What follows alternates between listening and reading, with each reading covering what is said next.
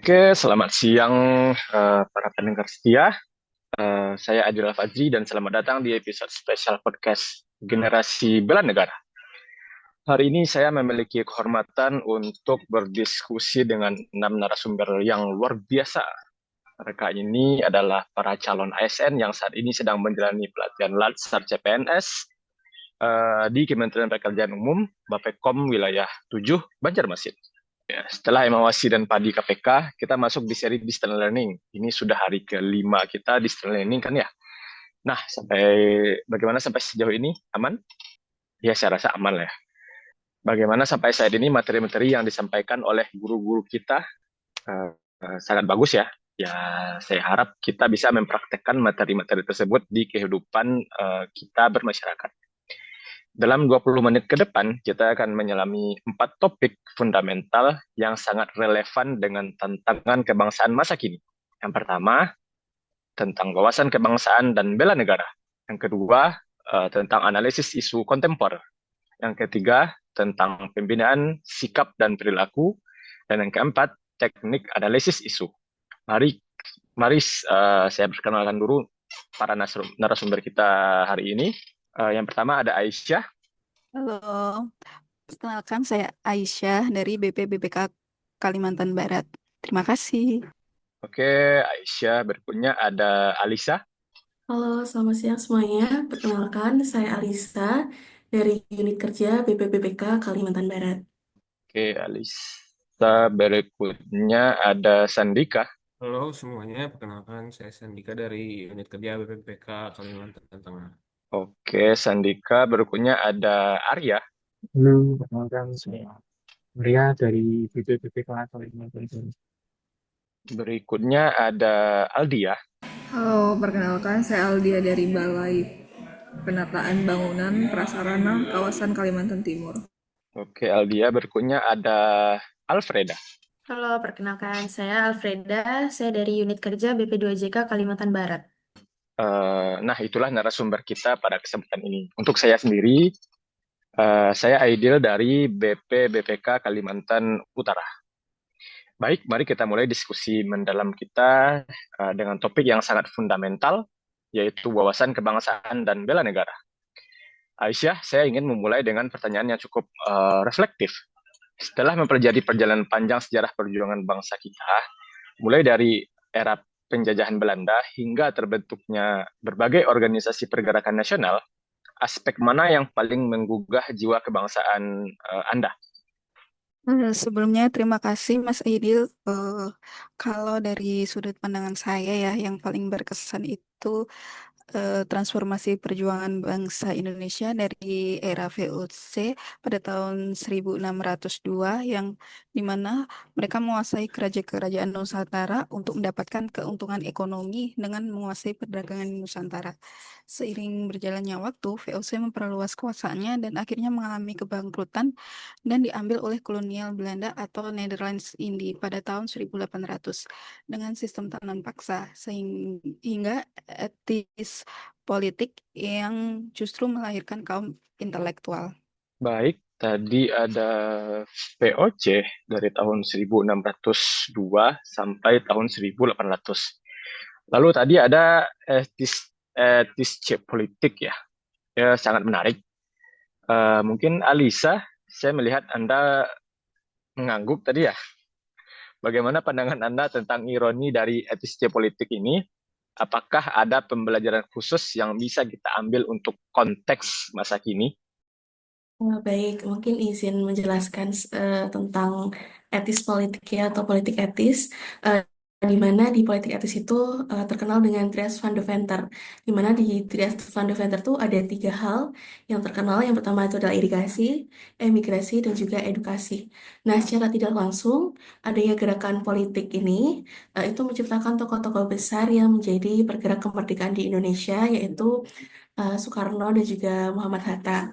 Nah, kemudian adanya Dries van de Venter ini juga memunculkan gerakan-gerakan seperti Serikat Dagang Islam pada tahun 1905, kemudian Budi Utomo tahun 1908, kemudian ada PNI tahun 1927, di mana adanya pergerakan itu merupakan awal mula pergerakan Indonesia yang memiliki satu tujuan yang sama, yaitu adalah adanya persatuan untuk mencapai kemerdekaan di Indonesia. Gitu, Mas. Tadi ada politik etis dengan trias fundamenternya. Ada juga tadi tentang Serikat Dagang Islam hingga PNI ya, hingga berujung ke kemerdekaan Indonesia. Nah, Sandika, sekarang saya ingin mengajak Anda untuk membahas fondasi berbangsa dan bernegara kita. Ketika kita bicara tentang 4 konsensus dasar, mengapa menurut Anda konsensus ini begitu vital untuk keberlangsungan bangsa Indonesia?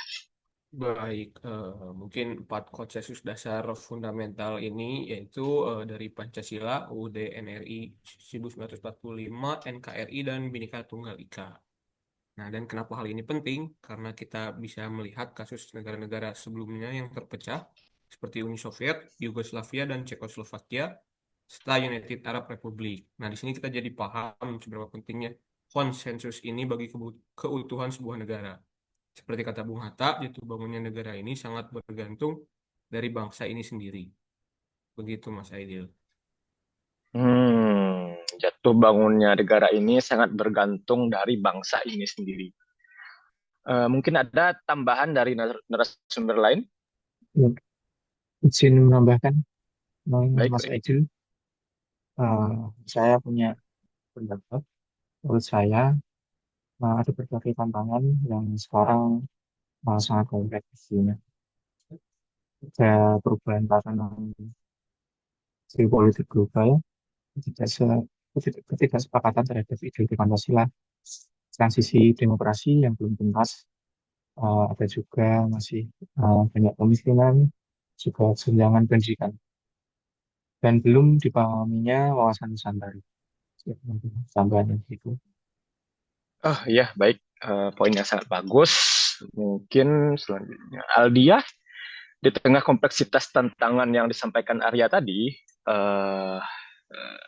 bagaimana sebenarnya kita memahami konsep kesiapsiagaan bela negara dalam konteks yang lebih praktis dan aplikatif? Oke, baik. Jadi, kesiapsiagaan bela negara pada dasarnya adalah kesiapan kita secara fisik, mental, dan sosial. Dalam menghadapi berbagai situasi, sikap ini muncul dari kesadaran dan tekad yang tulus, serta kerelaan berkontribusi, dan jika dibutuhkan, berkorban demi kepentingan bangsa dan negara. Semua itu tentu berlandaskan nilai Pancasila dan Undang-Undang Dasar 1945. Nah, sebagai ASN, bentuk bela negara itu bukan selalu soal hal besar, tapi bagaimana kita menjalankan tugas dengan penuh tanggung jawab, menjaga integritas, dan tetap melayani masyarakat dengan sepenuh hati, bahkan ketika kondisi tidak ideal. Gitu. Baik, tadi sangat menarik mengenai bela negara, Pancasila, dan Undang-Undang Dasar 1945, hingga peran kita ASN. Mungkin ada lagi yang ingin menambahkan? Saya izin menambahkan sedikit ya terkait konsep dasar bela negara. Terdapat 5 nilai dasar bela negara yang harus kita pahami sebelumnya, yaitu cinta tanah air, sadar berbangsa dan bernegara, setia pada Pancasila, rela berkorban untuk bangsa dan negara, serta kemampuan awal bela negara. Nilai-nilai dasar ini tuh bukan hanya sebagai teori, namun juga harus kita implementasikan dalam rencana aksi bela negara. Seperti itu, Mas Aidil. Wah, baik sekali ya rencana aksinya. Nah, kita lanjut ke topik kedua. Sekarang kita akan masuk ke topik yang sangat krusial, yaitu analisis isu kontemporer. Dan ini menjadi sangat relevan dengan dinamika zaman yang kita hadapi sekarang. Mungkin dimulai dari Alisa, saya ingin memulai dengan pertanyaan mendasar. Mengapa kemampuan menganalisis isu kontemporer menjadi begitu vital bagi seorang ASN di era modern ini?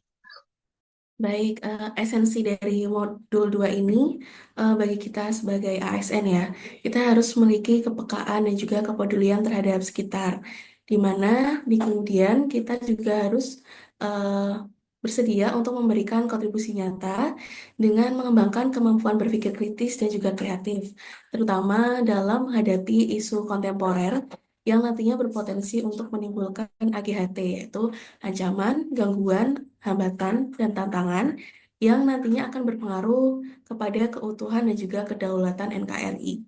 Gitu, Mas.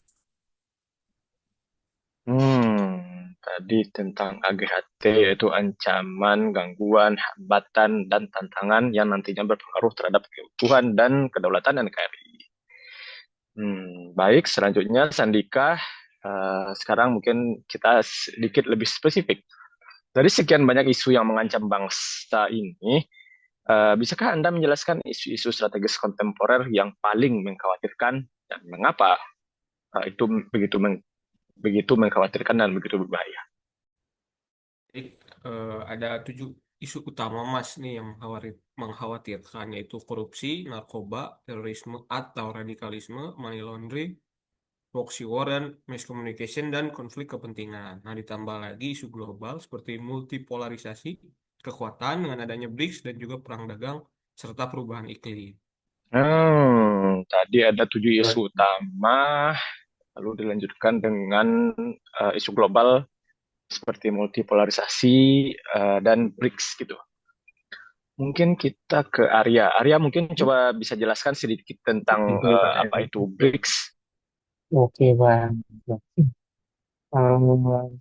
Dari saya ingin menambahkan beberapa data mengenai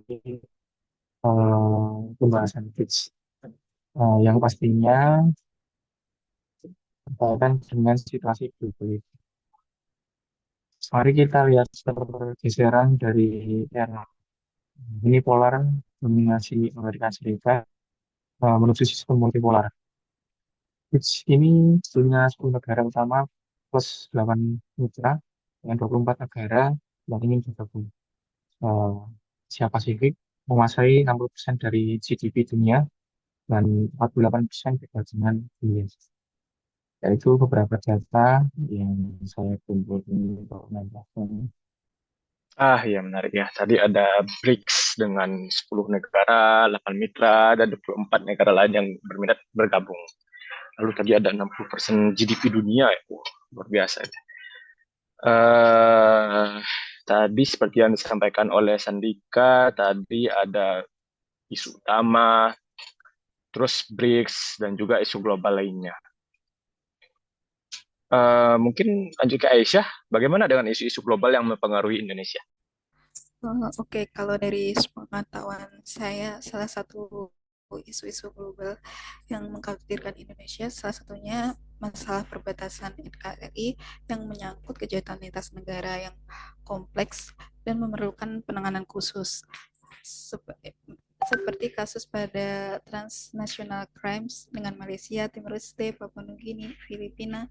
Salah satunya seperti kasus penyelundupan narkoba. Selain itu ada sengketa ZEE dengan Cina, Malaysia, Vietnam, Filipina, Thailand. Kasus ini terkait dengan permasalahan klaim tumpang tindih atas wilayah laut. Sehingga adanya kasus transnasional crime ini negara mengalami kerugian mencapai 3,7 triliun per tahun.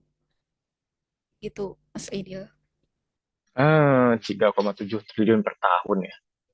Itu udah triliun ya angkanya ya. Angka yang cukup fantastis ya. Mungkin kita lanjut ke Aldia ya. Mari kita alihkan fokus ke dalam negeri. Nah, isu-isu internal apa yang menurut Anda paling mendesak untuk segera ditangani dan bagaimana dampaknya terhadap stabilitas nasional kita? Oke, jadi kalau dari dalam negeri ya, kita masih menghadapi berbagai tantangan internal yang kompleks. Setiap tahun terjadi lebih dari 5.000 gempa dan sekitar 350 diantaranya berdampak langsung pada manusia. Dari sisi demokrasi, Indonesia masih dikategorikan sebagai flawed demokrasi dengan skor 6,53. Artinya, kualitas demokrasi kita belum sepenuhnya ideal. Selain itu, masalah kelaparan masih terjadi di beberapa wilayah dan literasi digital juga tergolong rendah, khususnya soal keamanan cyber, di mana lebih dari 60% masyarakat belum paham cara melindungi data pribadinya. Jadi, tantangan internal ini butuh perhatian serius, bukan hanya dari pemerintah, tapi juga dari kita sebagai ASN.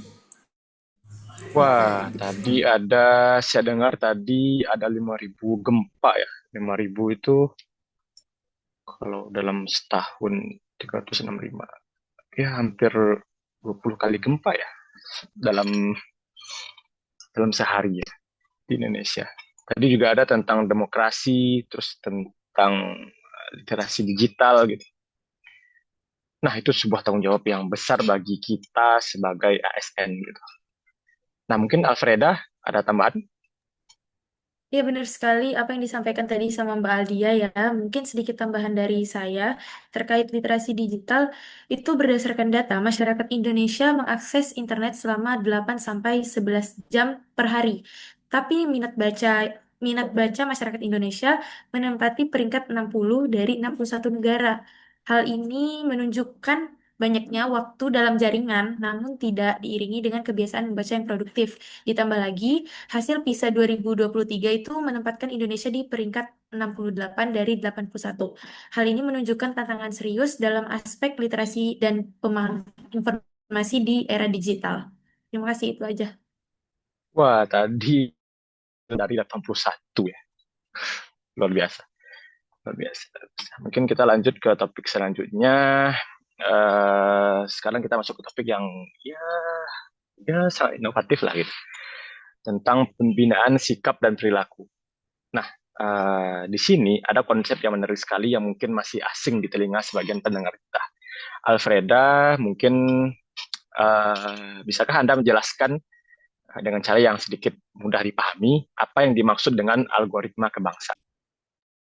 Baik, untuk algoritma kebangsaan itu tuh merupakan sistem nilai dan perilaku untuk membentuk warga negara dengan membangun pola pikir, sikap, dan tindakan kebangsaan.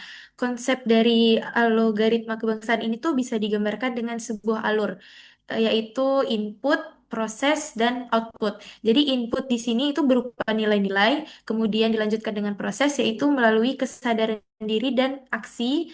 Kemudian hasilnya berupa perubahan. Jadi eh, Oke, tadi ada input, proses, output. Mungkin selanjutnya Albia mungkin bisa jelaskan sedikit tentang hubungan Pancasila, Undang-Undang Dasar 1945, dan yang lainnya. Oke, jadi secara konseptual, Pancasila jadi core engine-nya, kemudian UUD 1945 dan Bhinneka Tunggal Ika berfungsi sebagai semacam protokol nilai. Lalu RPJPN dan RPJMN kita bisa anggap sebagai peta jalan pembangunan nasional yang mengarahkan implementasi nilai-nilai itu dalam kehidupan berbangsa dan bernegara. Gitu sih. Oke, itu konsep yang sedikit sistematis. Aisyah, sebagai generasi muda yang akan menjadi ASN, saya ingin tahu pandangan Anda. Bagaimana sebenarnya peran strategis ASN muda dalam mewujudkan nilai-nilai kebangsaan di era digital ini? Nah, ASN sendiri kan berperan sebagai eksekutor nilai kebangsaan dan kami sebagai AS muda yang akan menjadi pendorong inovasi dan narasi baru kebangsaan. Selain itu juga menjadi penggerak perubahan dengan membawa pembaruan dan memanfaatkan teknologi digital. Contohnya membuat gerakan dengan tagar Indonesia bersih untuk mengkampanyekan anti korupsi berbasis konten digital melalui kanal sosial media. Hal ini dapat dijadikan sebagai contoh nyata untuk menerapkan nilai-nilai kebangsaan melalui konten digital seperti itu. Oke, tadi ada gerakan Indonesia Bersih. Mungkin ada tambahan dari narasumber yang lain. Mungkin izin menambahkan ya Mas Aidil ya, mungkin sebagai AS muda, kita juga harus nih mengcoding ulang gitu nilai kebangsaan dengan digital yang ada saat ini. Maksudnya itu kita mengatur narasi di TikTok, Instagram maupun konten media sosial yang lain, sehingga algoritma di sosial media kita itu eh, nanti bisa mempengaruhi isi konten yang akhirnya akan mempengaruhi sikap kebangsaan kita dan juga masyarakat gitu sih Mas Edil. Wah, oke, mengcoding tadi ya. Selanjutnya Sandika, apa kira-kira PR kita sebagai ASN muda ke depannya? Baik, PR ASN muda ke depan adalah mendorong figur publik yang kompeten, bersih, dan melayani. Mungkin bisa dengan membangun narasi Indonesia bisa dan membuat konten keindonesiaan yang positif. Oke, narasi Indonesia bisa dan konten keindonesiaan. narasumber lain mungkin ada tambahan, Arya? Ya, ada sedikit tambahan kan. Jadi saya mengutip dari papan tokoh masyarakat kriminal dunia, yaitu John F. Kennedy, Presiden Amerika dan Bung Karno yang pertama dari Indonesia. Ya mungkin katakannya, jangan tanyakan apa yang negara berkembang ini, tapi tanyakan apa algoritma nilai yang kamu sumbangkan untuk negara ini. Dari yang semoga jadilah bentuk bangsa untuk mengisi data untuk bangsa kita Indonesia tercinta. Baik, baik, baik, Mas Arya. Selanjutnya kita masuk ke topik 4, teknik analisis isu. Nah, gimana ya? Ini kan teknik analisis isu ini keterampilan yang benar-benar esensial untuk seorang ASN. Nah, Sandika mungkin sebagai seorang yang bergelut dengan berbagai permasalahan publik, bisakah Anda jelaskan kepada kita tahapan-tahapan sistematis dalam penyelesaian isu? Baik, ada 4 tahapan. Yang pertama, identifikasi dan deskripsi isu, lalu juga memilah atau menapis isu, mendalami dan menganalisis isu, dan alternatif penyelesaian. Untuk melakukan ini diperlukan 3 key skills, yaitu environmental scanning, problem solving, dan analytical thinking. Gitu, Mas.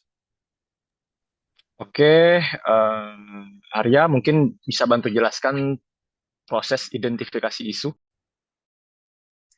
Saya pengen mengajil dalam identifikasi isu, kita perlu melakukan environmental scanning.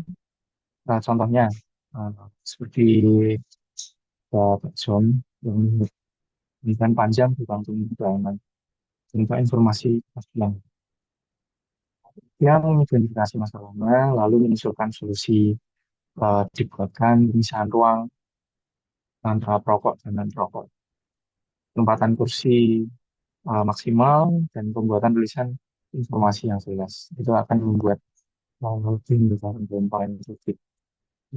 Begitu jawabannya. Oh ya, mungkin selanjutnya Aldia bisa bantu jelaskan bagaimana mendeskripsikan isu. Oke, jadi di sini kita mulai menyusun isu secara lebih sistematis. Tentukan dulu lingkupnya, apakah ini isu di level instansi, masyarakat, atau nasional. Lalu kita jelaskan kondisi saat ini menggunakan data dan fakta. Sebutkan pula dampaknya jika nggak segera diselesaikan. Identifikasi pihak-pihak yang terlibat, dan terakhir rumuskan isu secara jelas dengan lokus dan waktu yang spesifik. Gitu. Oke, berikutnya Aisyah. Sekarang tahap filtering atau penyaringan isu. Bagaimana teknik yang tepat untuk menentukan isu mana yang harus kita tangani terlebih dahulu?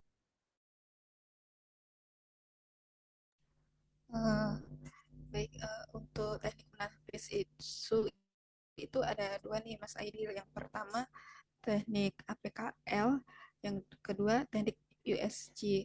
Yang pertama teknik APKL itu sendiri hanya merupakan aktual isu yang benar-benar terjadi, P-nya problematik, isu yang memiliki masalah yang kompleks, K-nya kekalayakan, isu yang menyangkut hajat orang banyak, L-nya itu kelayakan, isu yang masuk akal dan realistis. Seperti itu. Oh iya, tadi ada teknik itu ya. Mungkin satu lagi teknik USG. Alisa bisa tolong jelaskan apa itu teknik USG? Baik, kalau untuk teknik USG sendiri itu terdiri dari yang pertama tuh urgensi. Jadi seberapa mendesak suatu isu itu. Kemudian seriousness itu seberapa serius sih akibatnya terhadap sekitar. Dan yang terakhir itu G, itu growth, itu seberapa besar kemungkinan jika kemungkinan memburuk jika suatu isu itu tidak selesai atau tidak segera ditangani. Itu sih, Mas. Oh iya, tadi sudah jelaskan tentang identifikasi, deskripsi isu, memilah isu. Selanjutnya ada yang namanya analisis isu. Alfreda mungkin bantu jelaskan gimana teknik analisis isu. Baik, untuk menganalisis isu itu kita bisa memilih teknik yang ada antara lain problem tree, kemudian ada fishbone diagram, kemudian ada juga em, 5 five why analysis dan gap analysis untuk menganalisis isu yang terjadi. Sehingga dengan adanya teknik ini kita bisa menganalisis isu dengan jelas sampai ke akar permasalahannya. Seperti itu. Wah, luar biasa. Dalam 60 menit terakhir ini, kita telah menyelami diskusi yang sangat mendalam dan komprehensif bersama 6 narasumber kita. Kita telah membahas 4 pilar fundamental yang menjadi fondasi ketahanan bangsa. Pertama, pentingnya wawasan kebangsaan, bela negara, sebagai spirit dalam menghadapi tantangan zaman. Yang kedua, urgensi kemampuan analisis isu kontemporer untuk memahami kompleksitas tantangan masa kini. Yang ketiga, inovasi pembinaan sikap dan perilaku melalui konsep algoritma kebangsaan yang sistematis. Dan yang keempat, penguasaan teknik analisis isu sebagai tools praktis dalam problem solving. Para pendengar yang kami hormati, terima kasih kepada seluruh narasumber yang telah berbagi insight luar biasa ini. Dan untuk para pendengar setia, jangan lupa subscribe, like, dan bagikan episode ini kepada rekan-rekan ASN lainnya. Saya Aidil Fazri, sampai jumpa di episode mendatang. Mari bersama-sama wujudkan visi Kemen PU, sigap membangun negeri untuk rakyat. Merdeka!